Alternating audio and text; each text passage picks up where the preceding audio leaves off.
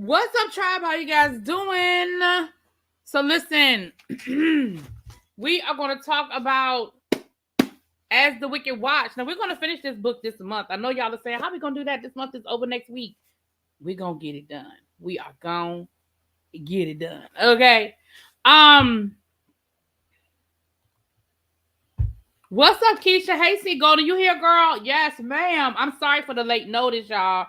I meant to set up the live. I meant to do a lot of stuff. I meant to set up the live and make an announcement, y'all, on my regular channel, but I didn't. So we are here. So there's 18 chapters. We left off the other day. We were talking about what happened the day after the vigil, and like I was saying, the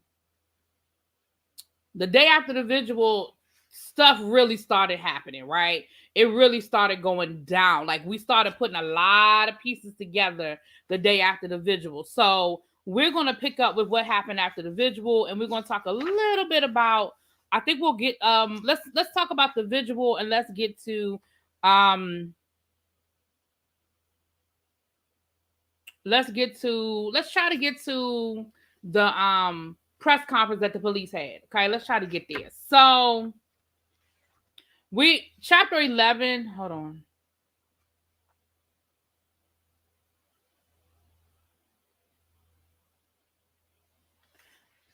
We're in chapter 10.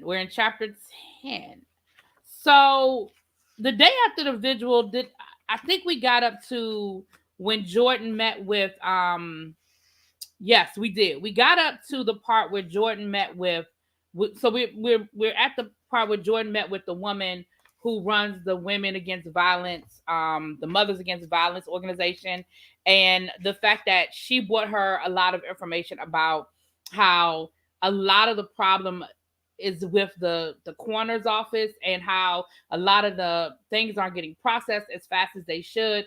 And it made her think about calling Dr. Chan. And we listen, I said this, I remember saying this. I think Dr. Chan is sick. I think he's got cancer, or he's under some sort of treatment. He said he was going to Switzerland, but I don't believe he's in Switzerland. I believe he's probably right here in the United States somewhere. But he said that so that he would take leave and people probably wouldn't bother him. But she sort of questions. He gave her an exclusive, and she sort of came off like she was questioning him.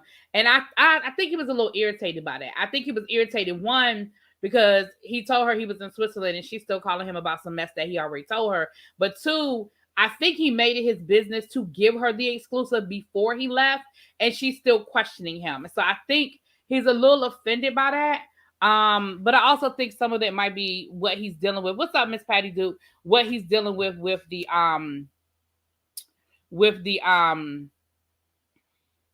his illness, whatever illness that I think, because again, I think he's dealing with some sort of illness.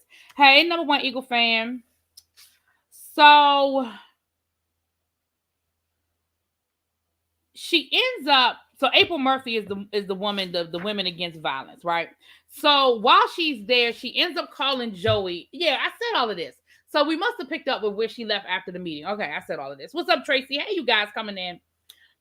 So she left her meeting and she went back to the station. And while she was at the station, she grabbed one of the interns so that she could go do some investigation, because she was able to convince the station to allow her to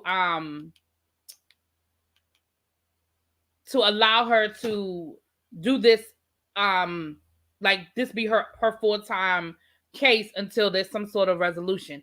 So she takes one of the interns, young girl who's eager, trying to make her way, trying to get her footing, and wants to impress her. So she ends up taking her, and they go down to Macy's school where they can question some more of her classmates and sort of find out what was going on, what she was doing, right? So while she's there, they do get some information. She's able to talk to one of the football players and find out from one of the football players that Macy was getting picked up from school by somebody in a nice car. They don't have, again, they aren't able to get more of a description than what they gave them at the vigil, but it does confirm the story from the people at the vigil that Macy is absolutely getting picked up from somebody. Now, while Jordan was meeting with Pamela, Macy's mom, she agreed to give her the information to find Yvette. Yvette is her older cousin who she was hanging with to go visit Yvette. We found out that Yvette is a kitchen beautician. She does hair out of her house. And so they're waiting. Jordan is waiting to get the information from Pamela. She won't tell Pamela where she's waiting for Pamela to text her the information about where Yvette actually lives. She knows the general area and neighborhood, but she doesn't have the actual street, the actual address. So while they're doing that, Jordan is making some phone calls, and she ends up calling the detective that's over the case. Now that ends up biting her in the butt because Joey, he's in like a weird situation. So for y'all who don't remember, Joey is her police friend, and Joey sort of slides her inside information. And so she was the one that told Joey, look, let the police know that Macy was getting picked up from school by somebody that, her mother didn't know about, an older person. We're not sure all the details. So when she ends up calling Barnett, who's the detective that's actually over the case, it sort of puts Joey in a bad situation. And so Joey gets upset with her because Joey is like, listen, I'm already putting myself on a limb doing these favors for you, and you're putting me out there. You're exposing me by not waiting and being patient. Like, you went behind my back, and it may, it could cost me my job. Like, I'm gonna need you to kind of chill out. And so he sent her a text telling her, like, you kind of screwed things up for me. And then he wouldn't respond to her text. You know how you mad at somebody and you tell them that you mad at them, but then when they try to call you back, you don't answer? Yeah, that's what Joey was doing to Jordan. So Jordan, being impatient, she waiting for Pamela to give her the number and the address. She said, you know what? I know the general neighborhood that Yvette lives in. I think I can drive around and find her. I mean, she's the neighborhood beautician. I know what that look like. We're going to find her. So she goes to the neighborhood and she stops at one of the corner stores, and she goes in to talk to the guy who runs the corner store. And once she says she's a reporter, he's like, I don't want to know nothing about this. I don't want nothing to do with this. And she said, no, I'm not here to put you on camera or anything. I just want to talk to you about Macy. And he said, oh my gosh, that's such a, such a sad thing that happens to Macy. He said she used to come in here before she changed schools. Because remember, Macy had started going to like a magnet school across town. So before she started going to the magnet school, she was going to the neighborhood school, and he knew her. He knew who she was. And again, he let her know, listen, Macy, was cool with with this older guy. I believe he gave her the information that the dude was, supposed to be some music exec, and Macy was supposed to be trying to get in with him. At least I'm not sure if that's exactly where she got it from, but she does what she get. So she's driving around and she finds she sees one of Macy's friends that she met at the vigil. And the young lady has on this really nice white coat that's like real expensive looking. And she said, what's she doing here? It's school time. Why is she here? And that coat sounds like the coat that her classmates were describing to me. So is that the person that Macy's been leaving school with? Is that who they were talking about? But they also realized that that's Yvette's house. And it's a scary situation. The intern is like really nervous, like, oh my goodness, because they end up in a dead end street and they have to back up. They don't even have space to really turn around. And as they're backing up, the little girl sees them and she's like, oh my goodness, what are you doing here? And it's a whole situation. It's a whole mess. And Jordan realizes, you know what? I might be doing too much. Like, I may really be doing too much. I should have just waited for Pam to call me, and, I should have just chilled out. So sometimes I had to remind myself that it's fiction. As a Chicago native, I felt plopped down in the middle of the... Well, that's good. See, Golden, that means that she did a really good job of writing this. If you felt like you were in the mix and in the action, that means she did a really good job of writing it. That's good. I feel like this is... Because there's an author, and I can't remember his name, But he was very much he wrote books like this about Philadelphia, and it was very. I never lived in Philadelphia, but I visited a lot because my brother lived there. But it definitely, whenever I read his books, and they were like crime books like this, where and it got into like the hood and the underbelly side of things that go on in Philly. And I always felt like you could definitely tell he was a native. You could definitely tell that he knew the flavor of the city. You know what I'm saying? He definitely walked away feeling like, yeah, he know what he's talking about, right? So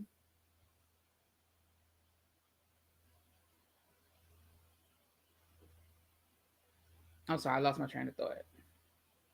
That girl plays a major part later. Well, don't tell me yet, Miss Patty Duke. Don't tell me yet. Because I haven't gotten to that. I haven't gotten that far yet. I'm well, I don't want to tell y'all how far I've gotten because somebody might be reading it behind me. So I don't want to tell nobody how far I've gotten. But I've gotten past what happens to Jordan in the stairwell. So you'll know what I'm talking about.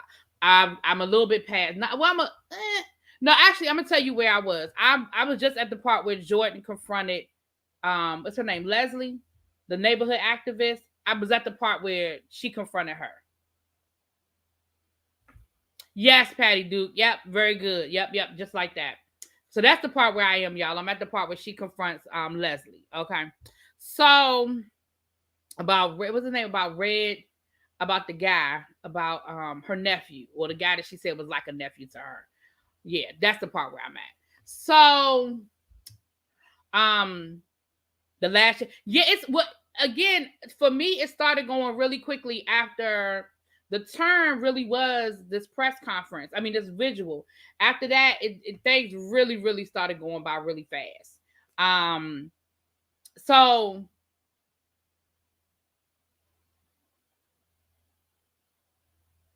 after she gets out of there, she takes the intern back, and she realizes that she's doing a little too much, child. And so she on her ride home that night, she picks up, is that the night that she picks up the sushi? And she's on her way home, and she calls Pamela one last time because Pamela still hasn't sent her the information on where Yvette lives. She just thinks she sort of figured it out. So she was like, let me call Pamela one last time and get her to set up this, get Yvette's phone number and stuff so I can set up a meeting with Yvette. And Pamela actually answers, and they actually have a conversation, and she gets the information for Yvette. And so she sets up the meeting to go talk to Yvette. And then she's talking to her mom as she's going into her building. And I already told y'all before how this was important when she came home one night and somebody was parked in her space and everything she has to go through when somebody's in her parking space that she pays for. So this night, she's going home and she's going into her parking garage, and she uses her key fob to get in. And the person behind her, they don't use their key fob. They just kind of ride her bumper in. Now, we've seen people do that in buildings. I've seen people do that when you're in a secure building. They don't have their ID or they don't have their key fob, and they just ride your bumper in. And the car did that. And I've seen people do that in parking garages too. Now, most people just, they just brush it off like, oh, they don't feel like taking out their key fob or their, but it really is a security issue, because that's the whole point of having people with badges and stuff to get in places so that people who are not supposed to get in can't get in. And so, I mean, I know a lot of us don't want to be confrontational when stuff like that happens, but it's important to be like, oh no, I'm sorry, I'm gonna need you to use your badge. Like, you can't just ride in on my coattails. So she's on the phone with her mom, and this car is like riding right behind her, and as she's going up, because she's on the 8th floor. So as she's driving all the way up, this car is right behind her. And so she starts getting nervous because she notices that it's a black guy in the car, and she starts getting really nervous. And she's on the phone with her mom, but she's really nervous about thinking that this person is behind her. Maybe they're trying to rob her. Maybe they're trying to, do something nefarious to her. And so she pulls in her parking space, and they keep going. And then she chastises herself and says, see, I'm just as guilty. Like, I just did exactly what I accused Scott of doing the other day. It's a black man behind me, and I automatically think he's doing something he's not supposed to be doing. I'm just as guilty as, as the other people. And again, that's important. So she goes into the apartment. She has her little sushi. She drinks her little wine. And is that the night that she gets woken up? Yeah, we already talked about that. So, the next day, she goes to her meeting she goes to meet with Yvette. So she goes over to Yvette's house, and Pam meets her there. So it's Yvette and Pam, and we meet Yvette's boyfriend. Now he cuts hair out of the basement of their house, and she does hair upstairs. So they got this whole, neighborhood, you know, cosmetology situation on lock, right? The boyfriend leaves though. He's not there while they're having this conversation. And what we find out in this conversation is that Yvette absolutely knew about this person.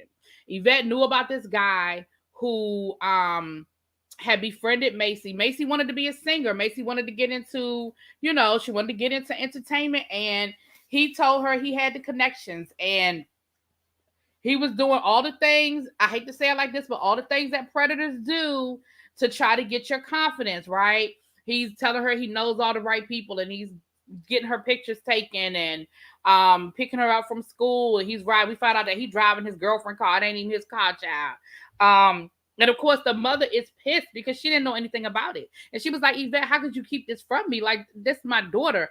And even if you didn't want to tell me when all of it was going on, when she came up missing, why is this the first time I'm hearing about this? Why are we not hearing anything about this? And the guy's name is hold on, I want to get his name.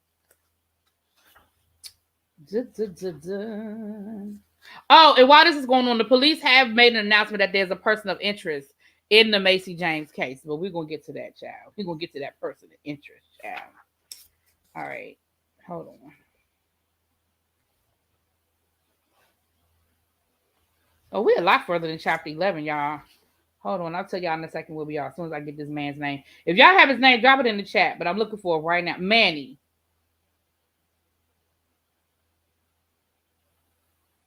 Manny. His name was Manny. Funky Finger Productions. Right. So his name was Manny. And so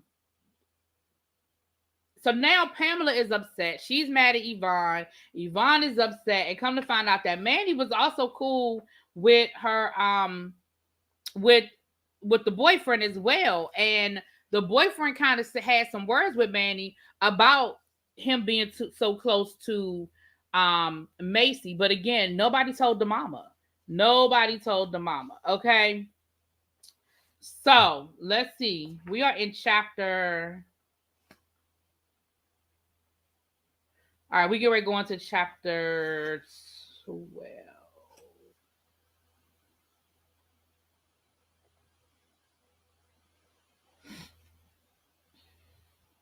Okay, yeah, we're about to go into chapter 12. So her friend Jason, who he watches the police scanners and stuff. He's a reporter as well. He gives her a call, and I'm gonna read you guys a little bit from the book here. So she answers the phone. Justin, what's up? She said something. Wait a minute. The next day, Joey still hadn't returned my call. Blah blah blah blah blah blah blah blah blah.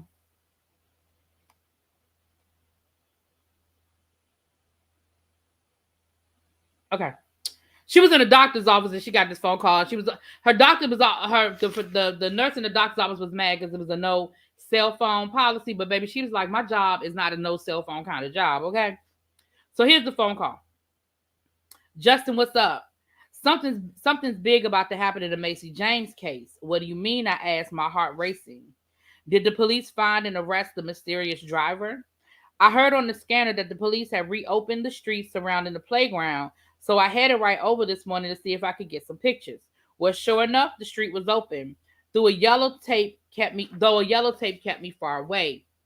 I went across the street and set up my shoot, and this woman comes up and starts asking me a bunch of questions. We started talking, or should I say she started talking, telling me she told police she had seen some kids over on the playground where the body was found. They'd scrunched up some sticks, she said, and they were squatting over something. She identified two of them, the Harvey brothers, she called them.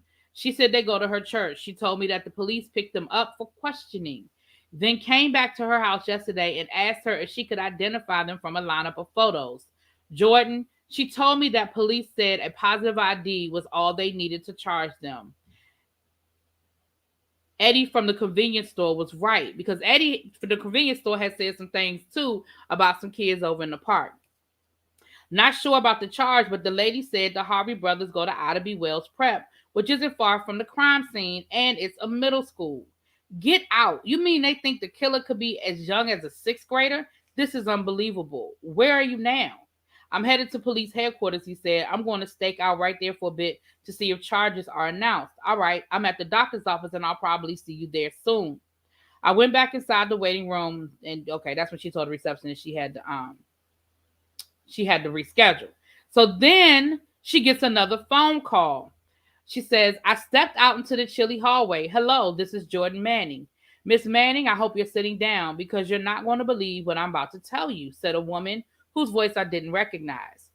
In about an hour, the Chicago PD will announce charges against 3 boys, one 13-year-old and two 11-year-olds in the death of Macy James. The 13-year-old and one of the younger boys are brothers. I've seen your coverage. That's why I'm calling you. And you are, I asked. My name is Adele Constanzo, and I'm their attorney. So next we get to the actual police, the press conference. Lord, I couldn't get it out. Well, the police are making the announcement that they have arrested these 3 boys and that they suspect these 3 boys of being the culprits. So let me read you guys this. So this is like how it's written down as the news is reporting it, right? Breaking news.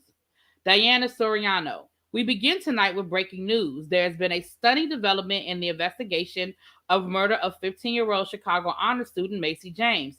Our Jordan Manning reports. Now, it's funny to me how she became an honor student, but when her mother first reported her missing, they were like, oh, well, she's probably just a runaway. But how's she going to go from being a runaway to an honor student? You see what I'm saying? She was an honor student when y'all thought she was running away from home and just was, out with some dude or something, right? Anyway,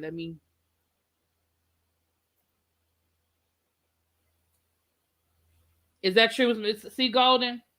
So, Jordan, Diana, it is indeed stunning. Cook County State's Attorney Chandler O'Brien just announced felony murder charges against 3 middle school students, a 13-year-old and 2 11-year-old boys. The gravity of the charges in a crime Superintendent Donald Bartlett described as unspeakable against suspects so young is sure to send shockwaves across the city and the rest of the country. Video of O'Brien. The suspects have been identified as 3 African-American males, 2 age 11, a 13-year-old, all reside in the South Side community of Bronzeville, less than a mile from where the victims' remains were found. The 13-year-old is charged as an adult with aggravated murder, kidnapping, and desecration of a body. The 2 11-year-olds are charged with accessory to murder after the fact.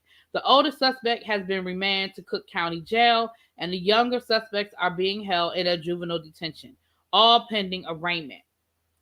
So they're all at this press conference and everybody's asking questions, but for whatever reason they are irritated with Miss Jordan because Jordan absolutely, they never explained how the move to the body, how they were right, and that was one of the biggest things that Jordan was saying. Jordan was like, how in the world did these kids carry this body through the streets of Chicago without anybody seeing them? Like, they never did explain how that happened.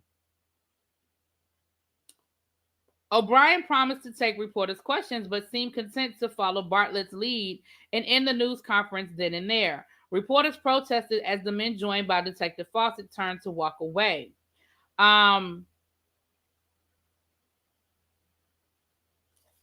She tried to ask questions, and they were actually kind of rude to her. They even talked over her and basically told her there are other people here other than you, Jordan. So I feel like it is a clear sign that Jordan had pissed some people off down in the DA's office. This was one of the questions. Linda, are police looking into other suspects? I pressed. 3 children, because that's what they are, children, have been charged with taking part in the savage murder of one of their contemporaries by themselves. She said Folsom turned stone faced. Does the media have any other questions? She asked. Can you answer my question, please? Jordan said. Are the police looking at other suspects? And this is when they said, Jordan, you're not the only reporter in the room. Another reporter shot back. But the reality is she wasn't answering none of their questions. Okay? She wasn't answering nobody's questions. So this is how Jordan ended her report. As you just heard, it's unknown whether police have abandoned their potential leads in the case, like the one I reported just the other day about a mysterious driver who picked Macy up from school. However, my sources have confirmed that two of the suspects are indeed brothers. The 13-year-old is his younger brother. This is Jordan Manning reported. So, next we see where Adele Costanzo, where Jordan goes to have the conversation with her. So I'm going to tell y'all what she tells Jordan, and then this is where we're going to end it for today, okay? So Jordan, you could fill a notebook with the mistakes, the presumptions that the CPD and the prosecutor's office have made in this case, Adele Costanzo told me. Can you meet me at my office today after the news conference? And so that's exactly what she does. What's up, y'all? Okay.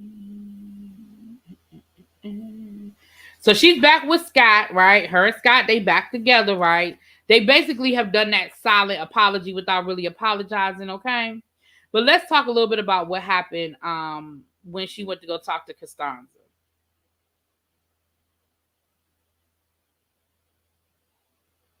Okay.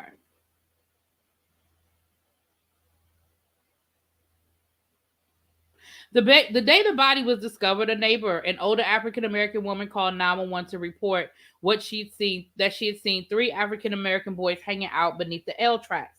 Not just once, but three separate times the week before the sheriff inmates discovered the body. She told the police they were behaving suspiciously. I suspect the neighbor, like many have done, may have fallen into the trap of believing black boys congregating in the field must be up to no good, even though she is black herself. It's part of what we've been conditioned to view as the criminal profile, and sadly, that profile is often a black boy. The third time she spotted the boys, she recognized two of them. The family attends her church, and she knew all of them by name. Police apprehended the brothers when the family arrived at church last Sunday, put them in the back of a squad car, and told the parents to meet them at the police station. There, police questioned them with their parents present, but we don't know what the officers said to the boys while they were in the squad car. The boys admitted they used the playground sometimes as a shortcut, but denied hanging out there. Tell me about the boys. Have either of them ever been in any trouble? Interesting, you should ask that. When the older boy was in 6th grade, he got expelled for bringing a kitchen knife, to school in his backpack. At that age, kids go through a lot of changes, you know. He said he was being bullied, and out of fear, one day he walked past the kitchen and grabbed a knife from the drawer on the way to school.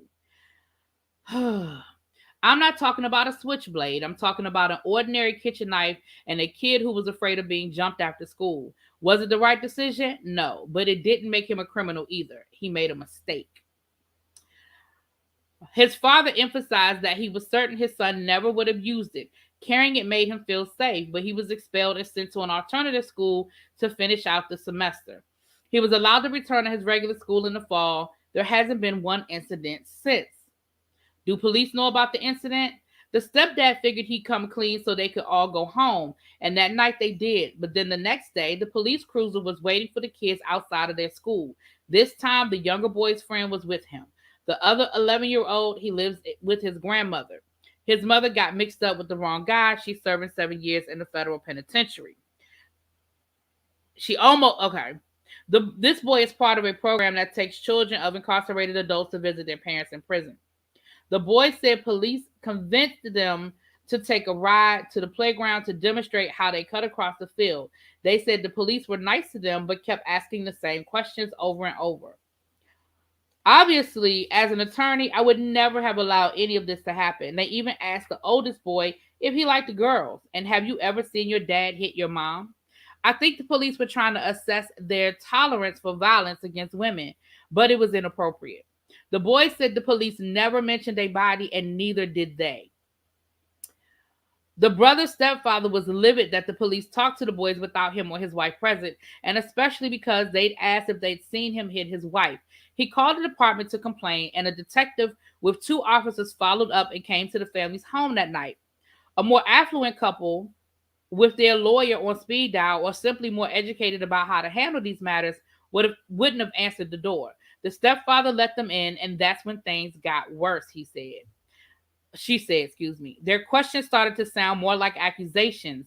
When the detective asked the boy if he still had the knife he took to school, the stepfather had to talk with the son, but for whatever reason that night he tried to run to his room, but one of the officers grabbed him. The stepfather intervened and things escalated. There was a tussle, and the stepdad was tased in front of his wife and his kids in his own living room. Did they find anything? Costanzo clasped her hand together under her chin in a prayer posture. Police checked the boy's room and found a sharp kitchen knife under the oldest bed. They confiscated the knife, shoes, jackets, backpack, and other articles of clothing from both scenes, and the crime lab matched DNA to the crime scene. I'm gonna read a little bit more and then we're gonna be done. What's up, Jane? How you doing? I ain't seen you in a long time. Hey, girl. Well, thank you. First, let's look at the situation, the timing of their visit. The stepdad complained to the brass. Next thing he knows, police are at his home. They didn't have a warrant, no probable cause.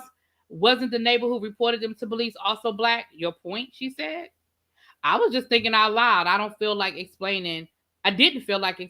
Are you saying that they illegally searched the house? I'm saying it was a trap.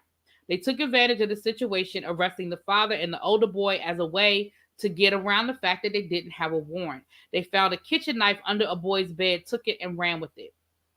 Why aren't you ever afraid of... No, he said, why did he keep the knife under his bed? She said, weren't you ever afraid of the dark as a kid or slept with a butcher knife next to your bed as a single woman? I'm sure you have. It's little consolation, but when you're frightened, it can help you sleep at night. The next day, the police questioned the 11-year-old at home and got him to admit they had come across the remains one day while taking a shortcut through the park. Again, he thought if he told the truth, he'd be okay. They instantly treated the boys like murder suspects. They didn't get the benefit of the doubt. That happens a lot in families where someone is already behind bars and the adults don't know who to call if they feel their rights are being violated. Why didn't they tell anybody about the body, I asked. I can't explain why these kids discovered a body and didn't report it and then went back to the scene more than once, but that's precisely what happened. My eyes grew wide. Being placed near the scene was one thing, but discovering the body and going back for another look was creepy. You'll connect the dots of what I'm telling you when you read the petitions and the indictment against the older boy. Their ages should be a factor and not to investigators or the state's attorney. I admit the circumstances are strange, but you can't charge kids with murder for behaving strangely. So we're gonna stop right there, child. Well, thank you, Jane. Well, that's okay. You don't have to drop down in the comments. We understand. That kitchen knife couldn't. Right, that kitchen knife can't cut a. Listen, depending on whose kitchen that knife is in, it can't cut hard butter. Okay, shoosh. I wonder if they took the boys near the crime scene to get trace evidence on their shoes. Oh, I didn't think about that. I love true crime too, Jane. And this book is good. I don't know if you've read it, but this is a good book. This is so good. This is so good, y'all. This is so good. You know what? You ever read a book and it's so good you don't want it to end? And I know I'm getting to the end. I can feel it because you start seeing stuff come together. Oh, I don't want it to end. This book is so good. The Mr. works in law enforcement. He was adamant that Black people stop trying to be respectable, correct your kids at home like other folks, and do everything to keep them out the system. Simply, they won't look at them as kids. No, they don't. They, especially boys, especially our Black boys, they do not look at them as kids. They do not look at them. There was a report done. I used to work at the jail. And there was a report we read when, for some reason we were reading it, whatever. But they were talking about how it was a survey that was done and they showed pictures of Black kids who were like 15, and they showed pictures of white kids who were like 15.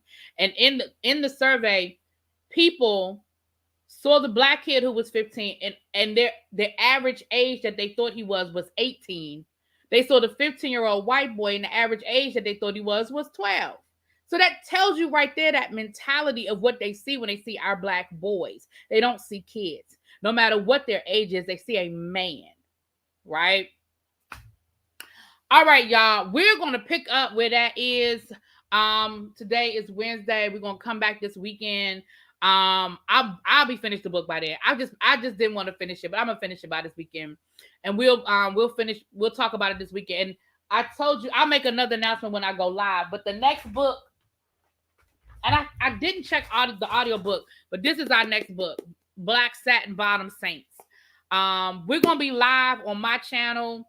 I had set the live for 6:30. I'm gonna push it back to 7 because I gotta eat dinner. I haven't eaten dinner yet, so we're gonna set it back. But at 7 o'clock, we'll be live on the main channel talking about some celebrity gossip, child. The crime in question doesn't fit the profile of these children. They would be a lot more right, exactly. For something that extreme, the way that girl was tortured and what happened to that young lady, yeah. When you read the coroner's report at the beginning, don't boo me. Yeah, absolutely. It should be. It doesn't fit the crime at all. It doesn't fit the crime. All right, I will see y'all at 7 o'clock. Mwah! Peace. Thank y'all for being here. I appreciate it so much. Thank y'all.